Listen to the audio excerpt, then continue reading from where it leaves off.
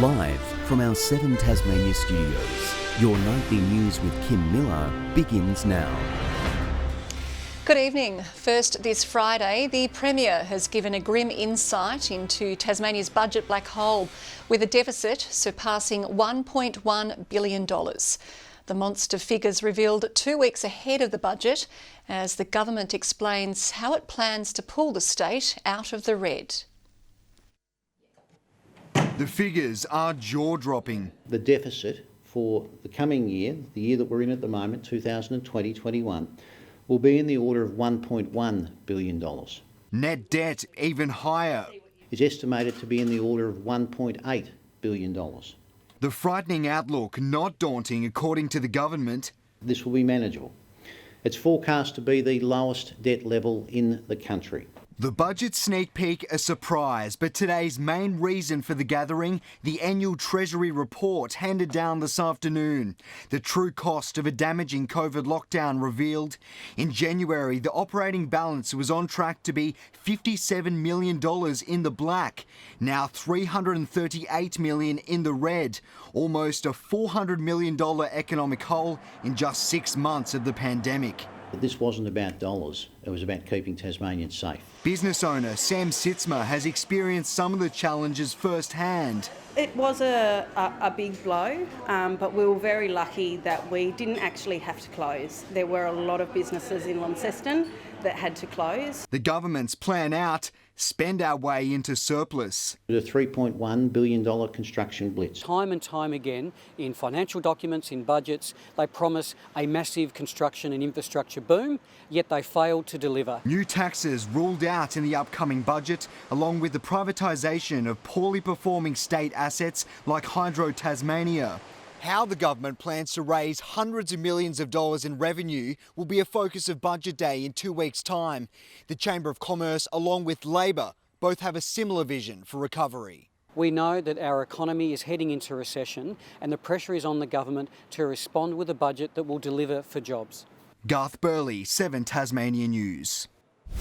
It has been revealed the majority of Tasmanian aged care homes had their applications denied when they requested personal protective equipment at the height of the coronavirus pandemic. Information provided to a Senate inquiry examining the country's COVID response found between March and August, 134 residential and in-home facilities asked for more PPE. Only 25 of those were approved. PPE shortages globally.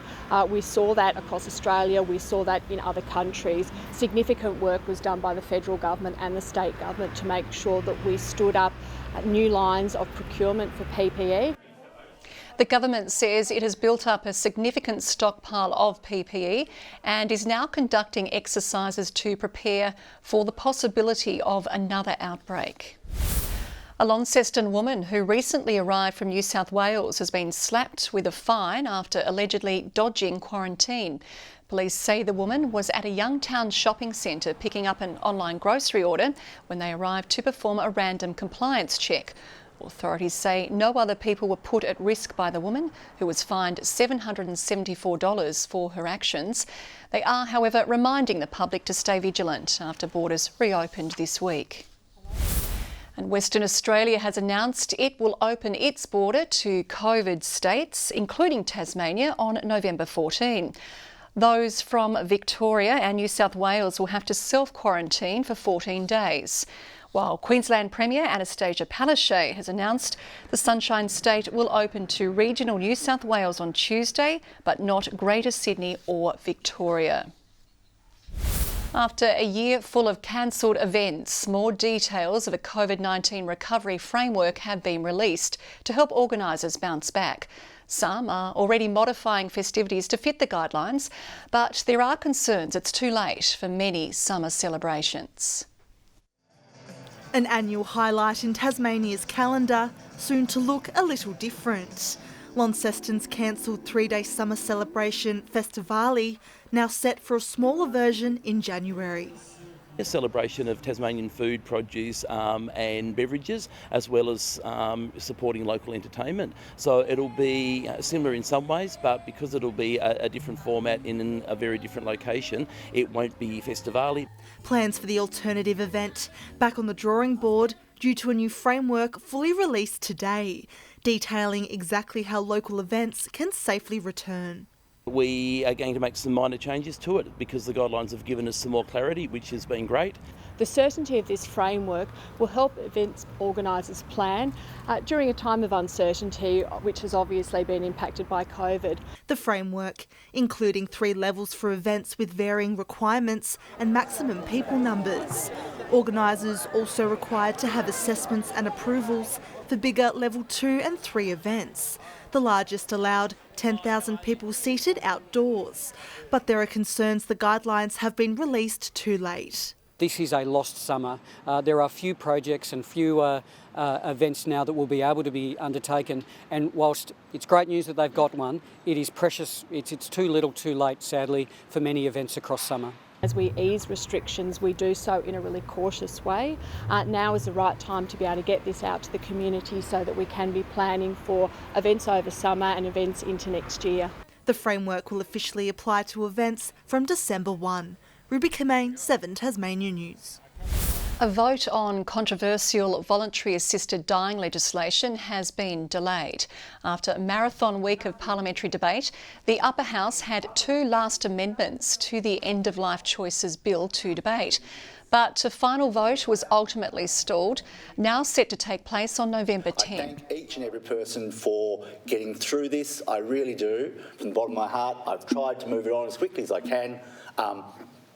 It's up to the will of the House. It's hoped debate on the legislation will still finish before the end of the year. And the report also suggested key electricity transmission lines connecting the mainland and Tasmania were under severe threat during the peak of the bushfires. This had the potential to affect power supplies locally and nationally. The Premier says Tasmanians will not be left in the dark if we see another horrific fire season, and TasNetworks has contingencies in place.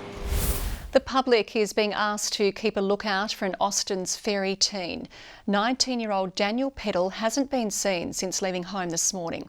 Police say Daniel has a condition meaning he can't communicate easily.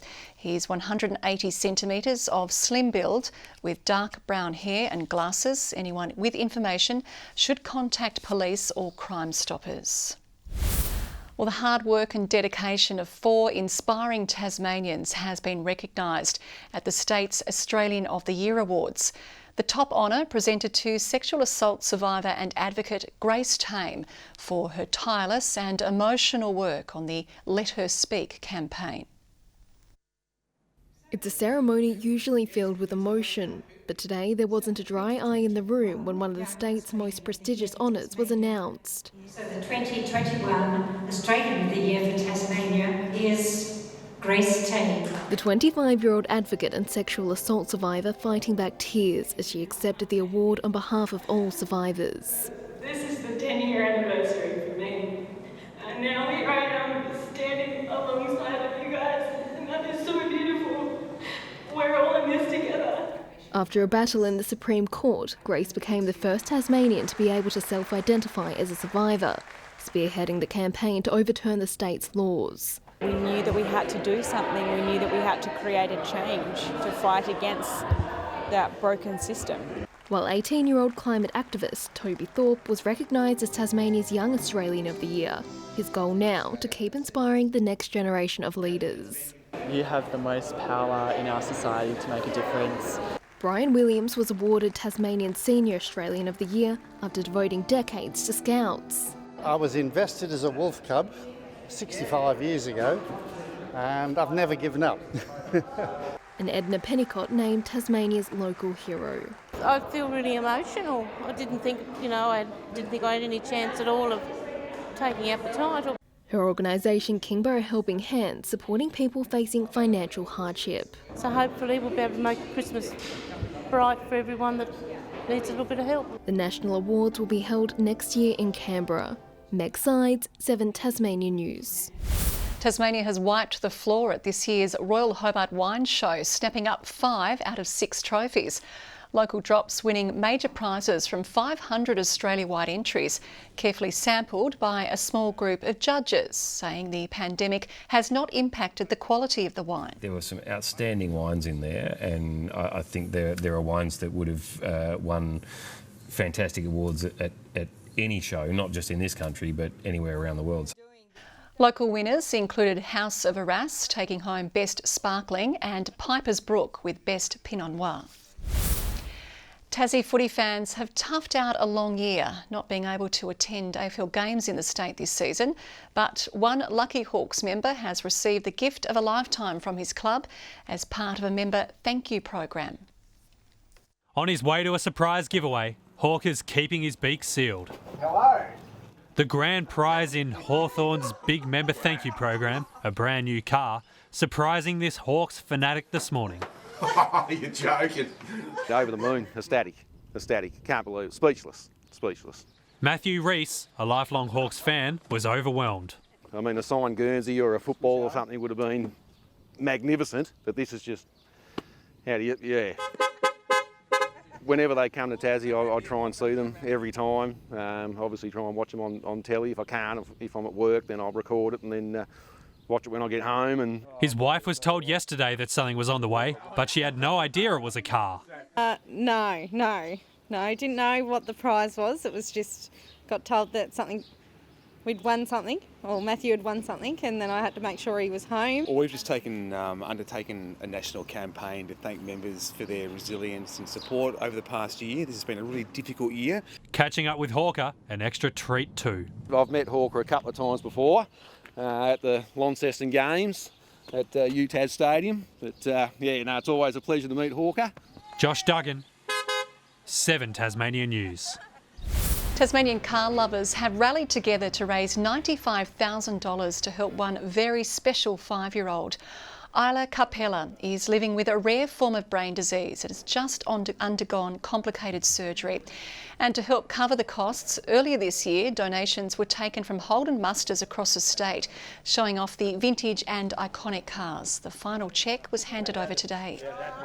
We had people just giving us $1,000 cash and not even wanting to come in and look at the cars. They knew the story. To think that our little girl touched the hearts of so many people as her parents, that just melts our heart more than anything. The family will now use the money to upgrade their own car and help Isla into the future. The final cut was due this week for some of Tasmania's student directors. Ticket was the feature topic of the My State Student Film Festival this year, which works with schools to provide an opportunity for young filmmakers. So my film kind of looks at the sort of aspects of getting a ticket for a very important concert, and it looks at 2 students who are trying to get the ticket in time. They're at school, so it's hard. But this is an opportunity to actually gauge your work against others in the state. So we're really looking forward to seeing all the other films that have been made in all of the categories. I think it's a really great support to the curriculum. More than 250 films were entered in the competition this year, with winners announced on December the 2nd. Tasmania has made an early breakthrough in its Sheffield Shield clash against Western Australia, but had trouble getting rid of Sean Marsh. Jackson Bird did the heavy lifting early on, taking the opening 3 wickets of the day. Cameron Bancroft, Sam Whiteman and Cameron Green all went in single figures before Nathan Ellis claimed Hurricanes teammate Darcy Short on 17. Marsh was largely unsupported by the rest of the order, keeping WA in the contest with a century. Tasmania trails by 296 runs heading into day 2. The Premier has given his strongest indication yet Tasmania will be the first to host a Big Bash hub. The improving virus situation in Victoria and New South Wales has the Premier optimistic a deal will be done to bring games here. The opportunity for BBL to be played here in December is very, very strong. Look, I'll have more to say on that, I hope, shortly. A formal announcement is expected within days.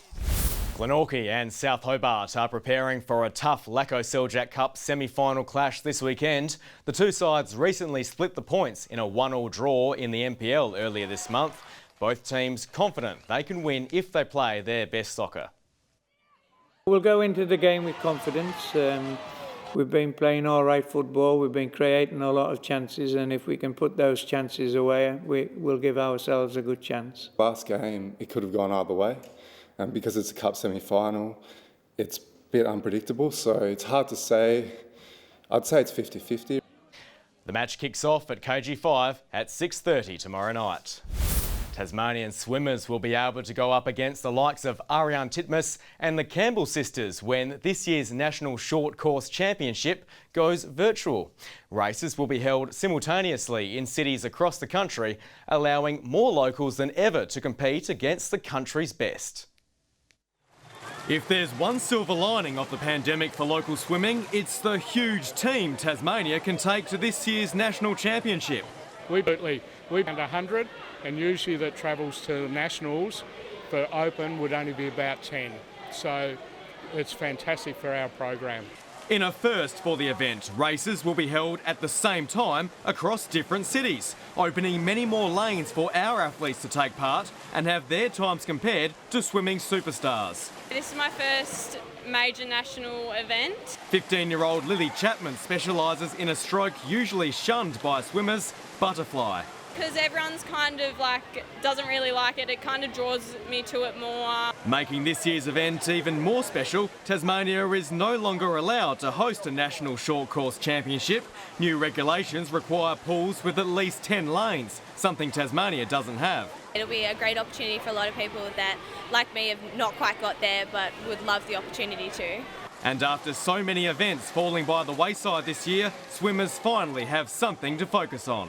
It'll be slightly different to big nationals where everyone's there from each of the states, but it'll be good to have some really good competition. The titles take place in 4 weeks' time. And it's Friday flashback time now. Last weekend we saw the Melbourne Storm claim its 4th NRL premiership. But did you know the club played one of its first games in Hobart? In 1998, the new club played a practice match at North Hobart Oval against a side which would end up folding that year, the Adelaide Rams. Tasmania's first taste of rugby league came with a bitter backdrop of courtroom battles as the established ARL made a peace deal with the new rebel Super League to form the NRL competition we have today. Rising from the ashes, a new club, the Melbourne Storm. First stop, Tasmania. In town, 2 stars of Australia's new combined rugby league competition. Glenn Lazarus of Melbourne Storm and Adelaide Rams' Kerrod Walters out on North Hobart Oval to publicise Tasmania's first rugby league clash. But playing the foreign code at TFL headquarters ruffled feathers. There is no doubt that the real boys play Australian rules football. Making the marriage even more bizarre, the game was promoted by the Clarence Football Club. It's a promotion angle rather than a competition angle with Australian rules football. Still, the show went on. On the 7th of February 1998, thousands crammed into the ground to see the likes of Marcus Bye, Scott Hill and Craig Smith play for the Storm, under the guidance of Glenn Lazarus, who had been lured from the Brisbane Broncos. Kerrod Walters led the Adelaide Rams, boasting Noel Goldthorpe and Andrew Hick. Match reports highlight strong defence from both sides, with the new Storm outfit surpassing expectations. But for the state's lonely league fans, the code's Apple Isle appearance would be fleeting. Efforts were made to bring more games to the state, with the NRL even inspecting York Park the following year. But nothing came of it, leaving a long wait before local fans would again witness top-flight rugby league in the state.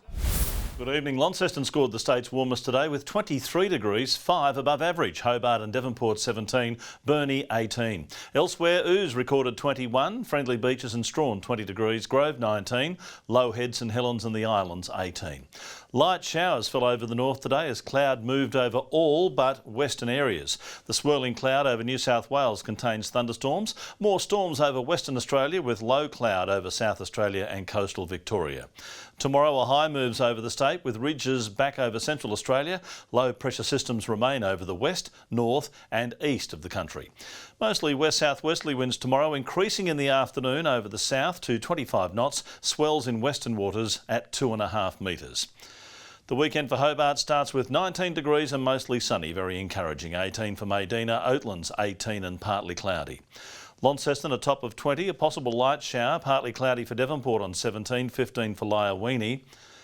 Burnie Partly cloudy, 18 the maximum, 16 for Strawn and partly cloudy, mostly sunny for Marrawara. And over on the east coast, St Helens partly cloudy and 19, 18 the top for Swansea with a light shower, Orford 18 degrees. We are expected that the sun will rise at 5:58 a.m. and during the day the UV should reach a very high 8. On Sunday, a possible shower over the east and southeast, but mainly fine elsewhere. Fine on Monday with some cloud cover, light winds and an afternoon sea breeze. Mainly fine as well on Tuesday, apart from a possible shower over the west. The wind's freshening from the northwest. Partly cloudy for Perth and Adelaide, a shower clearing from Melbourne. Rain and storms for Canberra and Sydney, as well as Brisbane. A sunny 34 in Darwin. Still fine over Hobart, it's 14 at the moment, 16 and cloudy in Launceston, Devonport 14 and partly cloudy. Enjoy your weekend, Kim. I'll catch up with you one day next week. Okay, we'll see you Tuesday, Murph. That's all that we have time for this evening. You can join Louise over the weekend. Take care and stay safe. Good night.